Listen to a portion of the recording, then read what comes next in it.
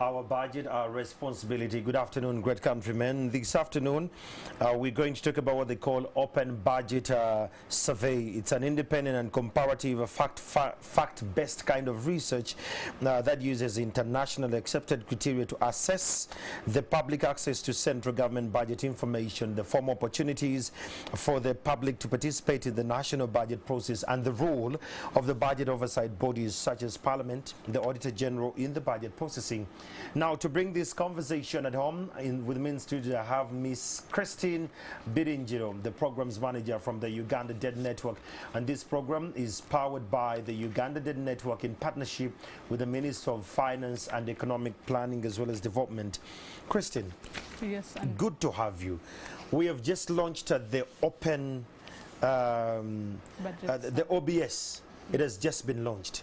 What is the OBS for starters, for someone to understand it better? Thank you, Andrew, and good afternoon, our viewers. The Open Budget Survey is a survey that is undertaken every 2 years. First of all, it is undertaken by the International Budget Partnership, which is the IBP, and they identify lead researchers in each of the countries where they work.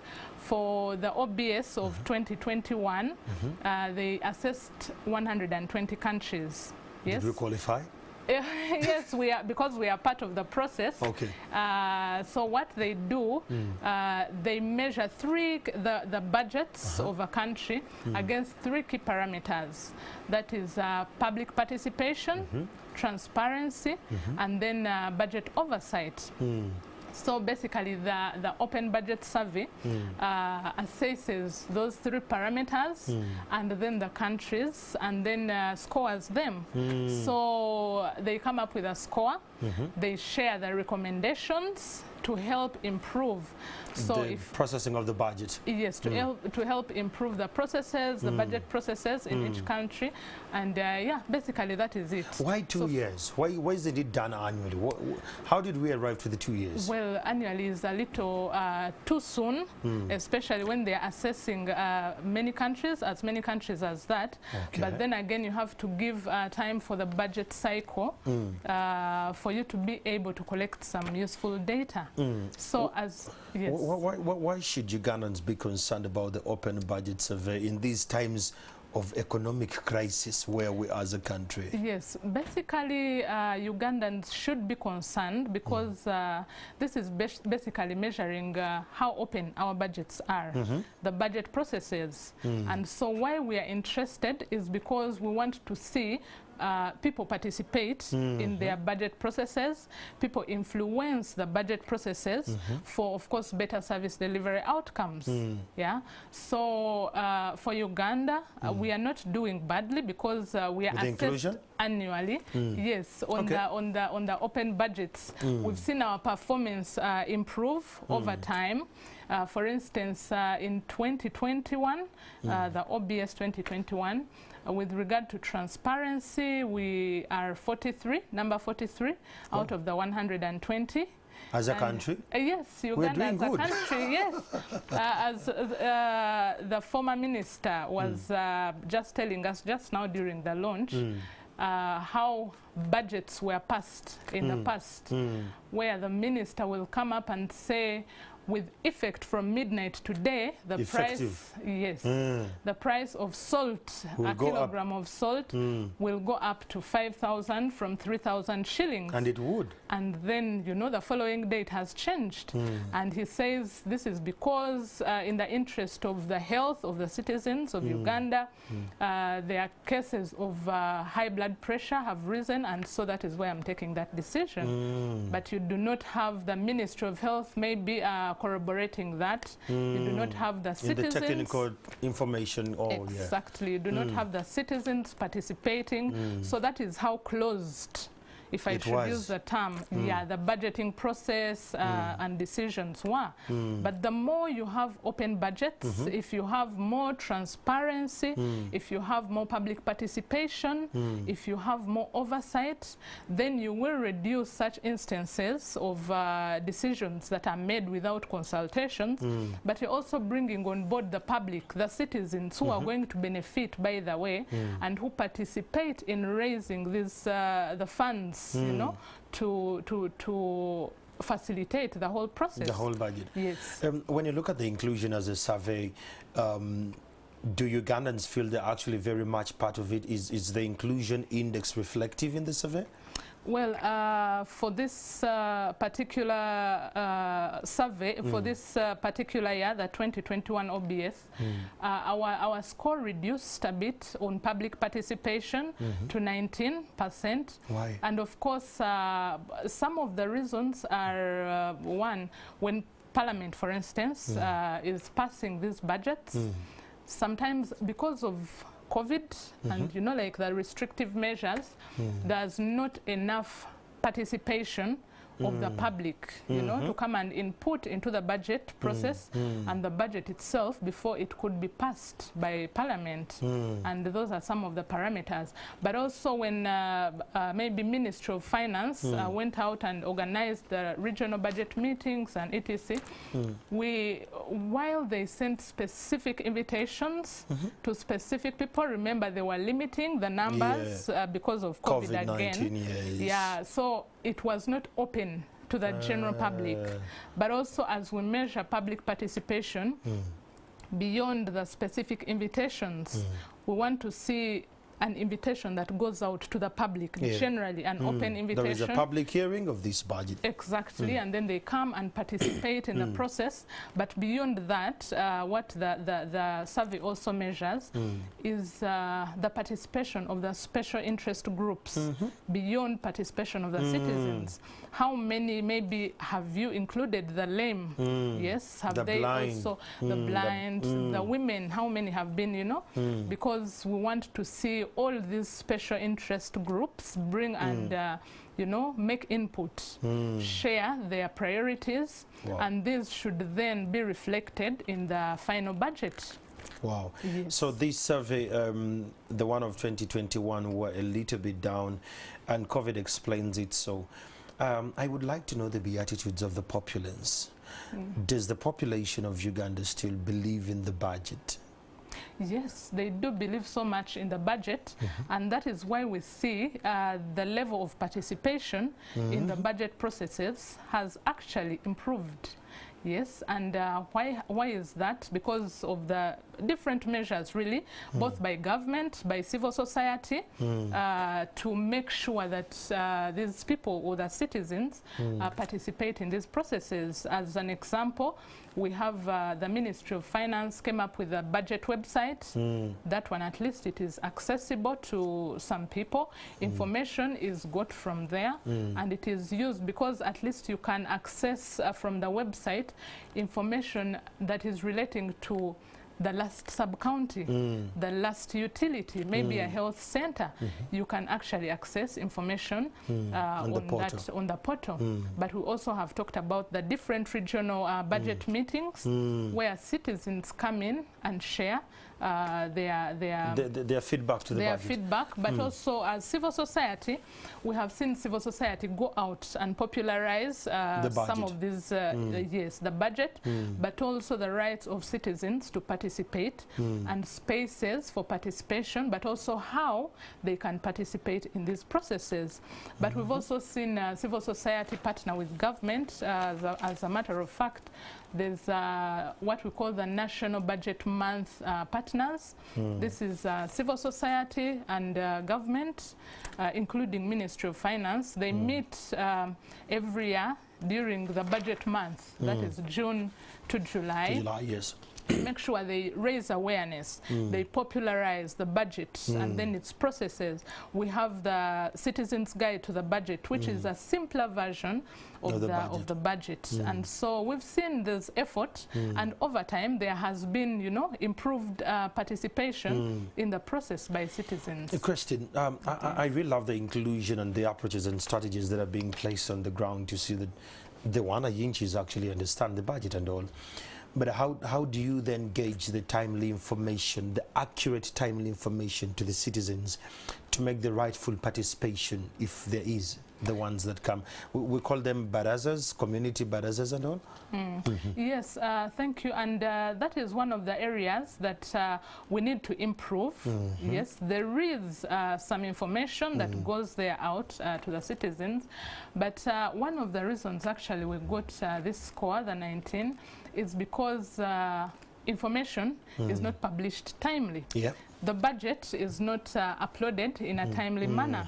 As soon as it is approved by Parliament, it is supposed to be uploaded within the 3 website. months. Yes. But we see that has taken, you know, we need to improve because it is not done in a timely manner. You know what, in some countries, the moment the budget is approved, after the minister reads it, it's uploaded immediately. Yes, even before the reading. Before the reading, it's already there. Yes, as soon as Parliament has approved, because it is approved, then it should be public accessible document. Yes. It should be accessible, but we see there are some areas where we need to improve. A lot done so far, but a lot more needs to be done. A lot more needs to be done. What are we learning from our neighbors in the region? Are they doing any better, and what are they doing better than us when it comes to this kind of survey? Well, interestingly, in the region, we are actually performing well. Come on, Christine. We are we're performing better than it? Yes, we are performing quite well in the region. Okay. We are the first in East Africa. To be under the OBS? No. Our position, yes, with regard to budget transparency and then budget citizens participation and then oversight, we are doing quite well, and they'll have to learn a lot from us as well. Yes. I want to understand, why is the open budget survey more like a winning proposition? What makes it a winning proposition in a way? Yes, it is a winning proposition. One, because it is pushing for citizen participation in the budget processes, not only in Uganda, but in the region, but also globally.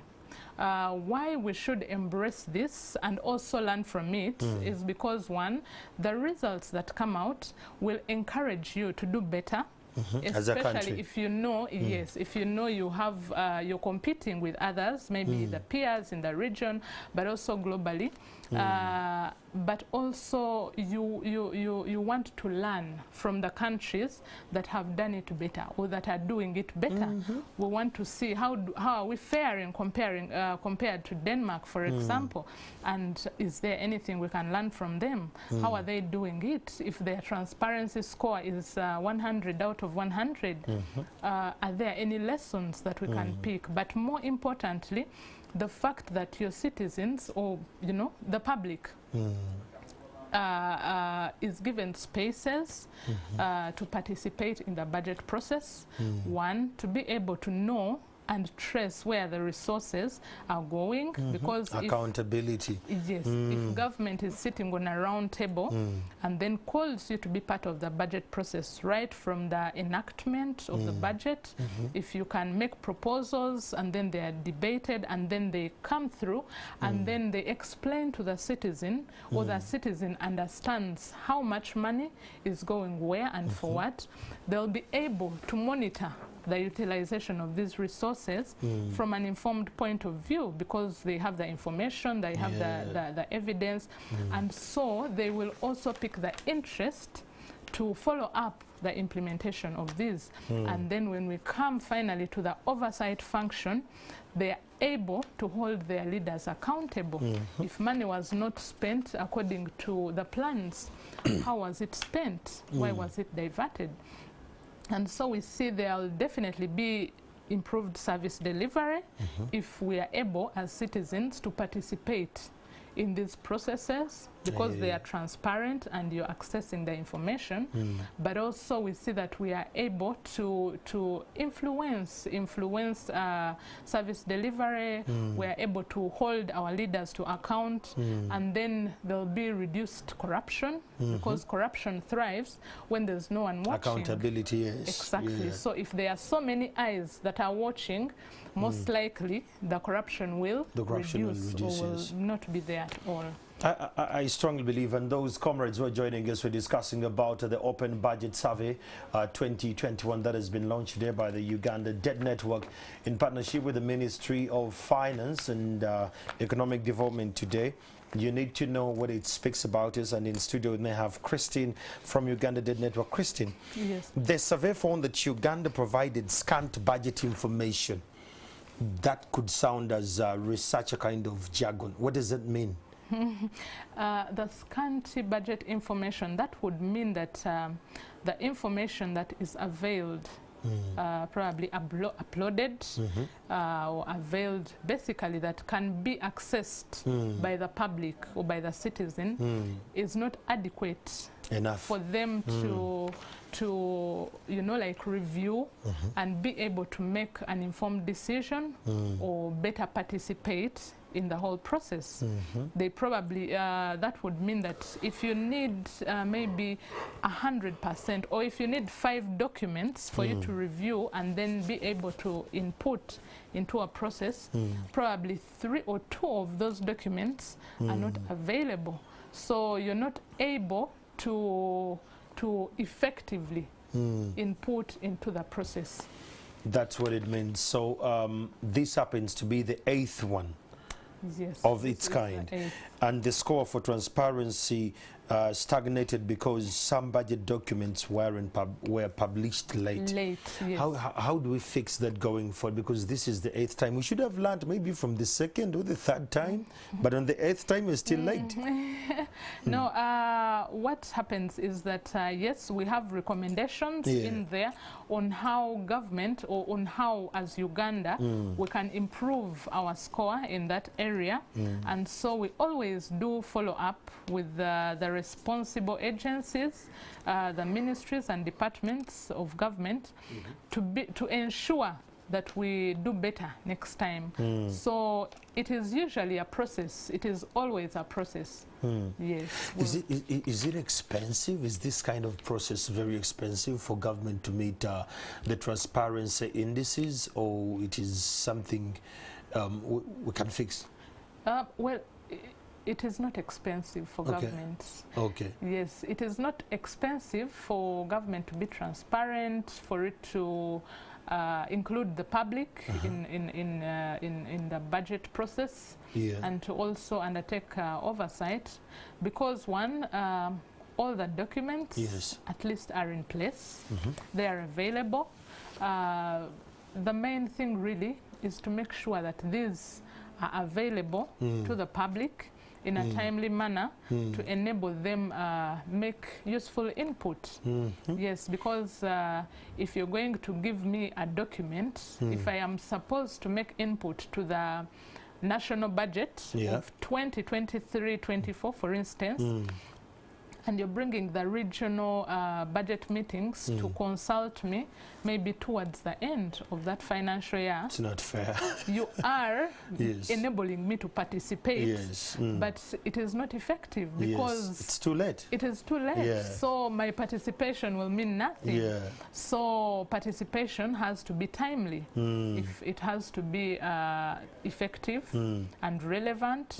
Yes. So when we get to the participation, our language is covered. You know, we have quite different dialects here in the country.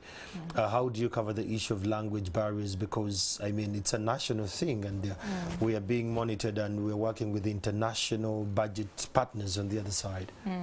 Well, languages definitely have to be covered, just like I talked about the inclusion of the special interest groups. It is in the interest of government and incumbent on government to make sure that the participation includes the public or includes everyone. So it just does not, for instance, if I just give you information, maybe on the budget, or I publish it on the website, or the budget as it is read. I just put it on the website, and that is all. I cannot say there is public participation. True. So you have to make sure that this information is packaged in a way that the person you're targeting is able to receive it or access it, and understand it, and then be able to use it to participate or to influence the processes. So of course that will bring in all the issues of the language. If I have to understand it, it better be in my language. Exactly, in a language I understand best. That's true. Andrew might understand, you know, like 7 languages. Yes, if it is English, Luganda, Swahili, yes, but if you give me the document in Kiswahili, you're off the grid. Exactly. So that will not. So that is one of the principles. Or those are some of what is packed within the participation and the transparency. Just beyond, you know, like throwing the information there. How are you looking at the outcome? How will it be used? Yes. Is it going to be useful? Let's look at the reliability. How reliable is the OBS results? You know, we are looking at all these results showing Uganda is here in the region, we are leading. How reliable are these results of the Open Budget Survey? Well, first of all, these are researchers, global, at that level, and they have been in this for since 2006. That is, I think, over 10 years, if almost over 20 years as well. And so they are independent. It is independent. They have engaged different credible research institutions, and they do this globally. They have not, at least I haven't seen any country that has come out to contest the results of this, of the OBS, of the Open Budget Survey. But I have seen there are some countries that have improved over time because of the Open Budget Survey. And so this is a credible, you know, it is a credible process and all. It is a credible process. Increasingly, I see the countries assessed continue to increase over time. Yes, meaning maybe more and more countries have seen picking on the survey and becoming better. They see the benefits maybe from the countries that are participating, and there is need. They see the need for them to participate and do better. Kristen, this then brings me to a question. Then what is a citizen's budget? For us to understand it, because we have talked a lot about inclusion, we've talked about technical languages here and there in the Open Budget Survey, but we need to understand what's a citizen's budget. What are some of the key indicators one would look at and say, this is our budget, and then it's our responsibility? Well, one, a citizen's budget is one that is simplified into a language that is really easy for the ordinary Ugandan to understand. If I look at this budget, first of all, it is not as bulky as the, you know, the content is not heavy. Exactly. It is quite light, easy to carry around, but also easy to understand. It's and easy to understand by everyone. If I do not know how to read, am I able to look at this citizen's budget and make sense understand what the budget is about? Does it have maybe the pictures, the pictorial? You know, it is a budget that is very easy to understand by the citizens. Before you even explain to him that maybe health has been given, you know, a certain percentage, maybe a certain percentage energy is going to reduce this much. Exactly. When a citizen, an ordinary citizen, can make when sense they look of the data at this, yes, at the citizen's budget, are they able to understand it easily? Are they able to know what it is saying? And therefore able to maybe make meaningful contribution, debate, and etc. And so that would be my definition of a citizen's budget. Yes. I want to understand the connection between the transparency, the budget transparency, and the effect it has on the lives of people who are living in poverty or underdeserved communities. Yes. How big is that effect? Yes, budget transparency is basically how open or transparent is the budget. If maybe Andrew is living in wherever in Kisoro, for instance, and is Kisoro is good. One of grateful you placed me in a good area. Yes, yes. Am I able or are you able to access the information? Sometimes you don't really have to go out and fight to get this information. If I need this information, even when I do not need it or look for it. Is it so easy for me to get? Is it easy for me to understand? Yes, that is budget transparency. Okay. Are the budgets open? Do I know how much the budget is going to give me? Like I talked about the website. How much is finance going to, for instance, send to the school, the UPE school in Kisoro? If it is sending this much, am I able to go there to my to the head teacher or to the school and I ask if they have received and this I much? see it maybe reflected on the notice board? Yes, I have to see it. If I have any questions about it, can I ask? Is there someone I can ask and explains to me what that means? And then I will then continue to monitor. If I come and maybe the classroom is not constructed, yet money was dispersed for exactly. it. Did you receive the money? Yes, it came. Why are you not constructing then? Exactly. So the whole process has to be open. It basically has to be transparent. And then if it is constructed, am I directly benefiting, as a citizen? Exactly. I hear you. I believe in the open source journalism. That's why I'm very interested about the open budget survey here. When it gets to the media, have we, the media, played quite a reflective role on disseminating of the OBS? Or we don't understand it in a way. And I'm asking this for purposes of aligning the fourth estate to critical surveys like this, because once we're informed better, we're in position to equally inform our audiences far better. I wish I could throw the question back to you, but no, we will share the question. We are going to share it, Christine. Yes. One, I believe the media, because of its outreach, is one of the key, if not the key, partner in sharing and disseminating this information, but also raising awareness and public, knowledge about some of these things. And yes, we have, over time, since 2006, we have been involving the media. Okay. But in as far as the open budget survey is concerned, when we are disseminating the results, yes, the media come and they share the results for Uganda'S performance. But also I see that the media has been actively involved in sharing information, like building or, provoking public debate on the budget. Generally the budget, yes, because this is about the budget process. True. I see, the media usually publishes information, especially when the budget has just been read or maybe even approved. Yeah.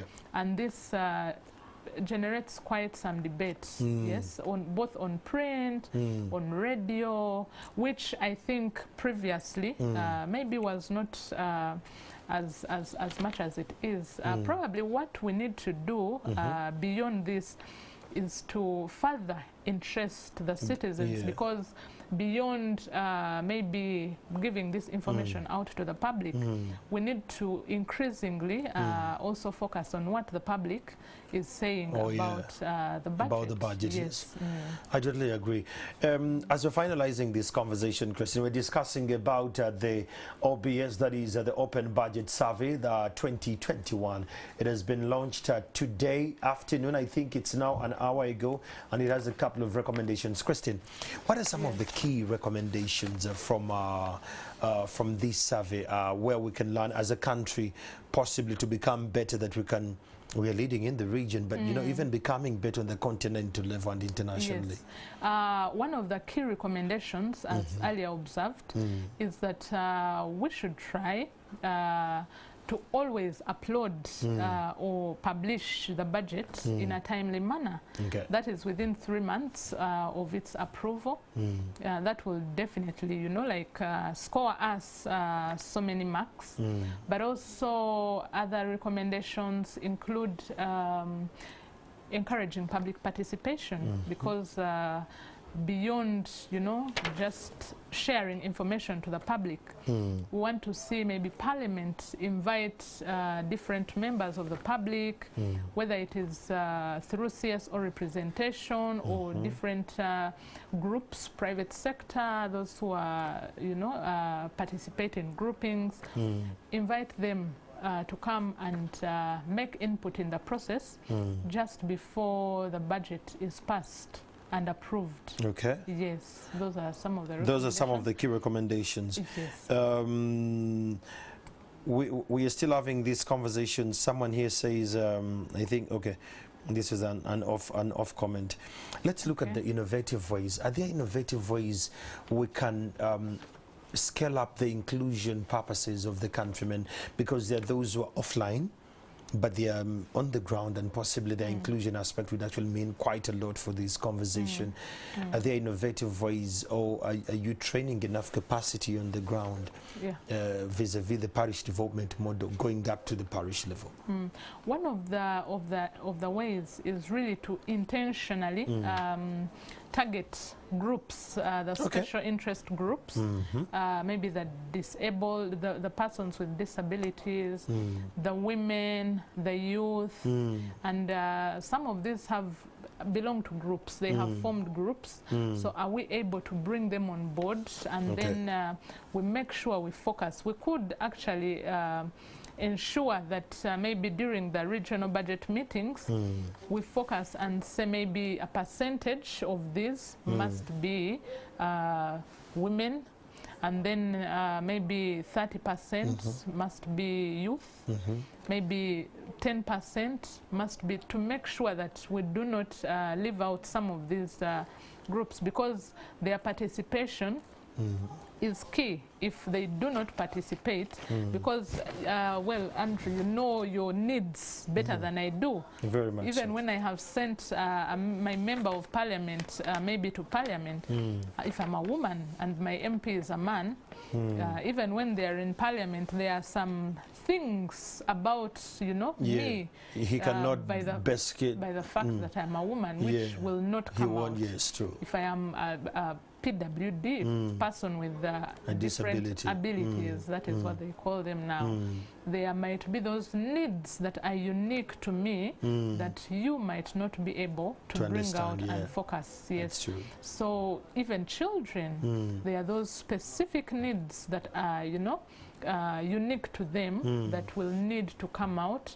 And so if we have all these interests clearly come out and be represented in the bigger document or in the budget processes, then I believe we'll have captured quite a lot. Yes, we will be doing better. Musoke Swaibu says, thank you for this conversation, NTV and Christine.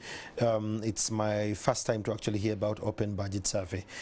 Indeed, information gaps are killing us. I want to know, what are some of the findings of the survey? Yes.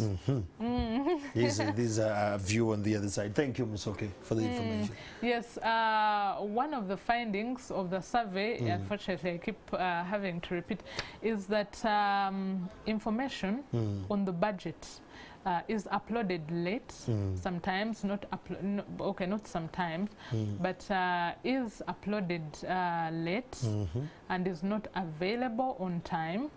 And so that is why our performance is still stagnating, yes. And then still the limited oversight by some of these institutions, the oversight institutions, we have Parliament and the Auditor General, has also affected our performance, or had us, you know, stagnate in our performance. And so we need to ensure that we improve in some of these areas with regard to timeliness especially, so that we are able to improve our score ultimately. As a country. Yes. Well, as we're finalizing this, now the survey is out in the void. Where can Ugandans find this survey? And when they find it and they read it, can they make sense of it? In case they have questions, where do they run to? Do they come to the Uganda'S network, or do they go to a particular portal to answer the questions? Yes, the survey is out. It is it's now public. A public document, yes. It is available on the UDN website. It is available on the IBP website. We do have hard copies, both at Uganda'S network and at the Ministry of Finance. And upon request, it is also accessible and available. Yes, and maybe beyond this, this will not be the end. Just the launch. Yeah, that's what we wanted to know. So post-launch, what other activities do we have, and how do we participate? Because inclusion is now key. Yes.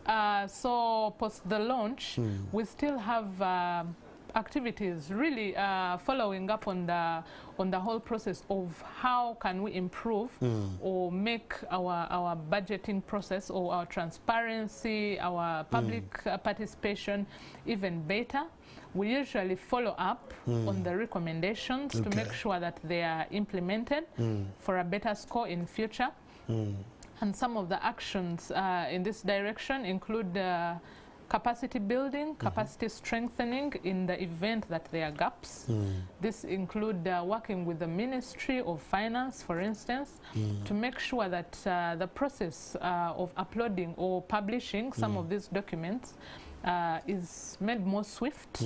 Yes, we also work with different, with different citizens at all levels, at the grassroots, at the national level, to make sure that we popularize these findings, but we also popularize the fact that they are supposed to participate in these budget processes, to make sure that there is transparency, to make sure that they participate, and then we improve our score. So the activities are ongoing. They're always ongoing. Trainings for both the technical wing, the government part, but also the citizens, to make sure that at the appropriate time, when the research now comes and is, then there is some evidence to show that we are improving, the recommendations are being worked on. Wow. Yes. Thank you so much, Christina. I hope my fellow Ugandan, you've today learned one or two things and how you can actually be a part of this conversation. Kindly log on to the www.uganda'snetwork.org and get this kind of information, or you go to the Ministry of Finance, Economic Development and Planning. You'll see this document is there. Not only that, be one of those Ugandans who want to understand more of what their budget is and what is in for you. With me in studio I had Miss Christine Birinjira. Is that the right pronunciation? Birinjiro from Uganda'S network. And thank you so much for being such a great audience. This information keeps coming to you because it's timely for you to take the action you need to take as a citizen. The next time these kind of conversations come to your village, to your parish, to your sub-county, be a part of these conversations to bring the change we want. Good afternoon.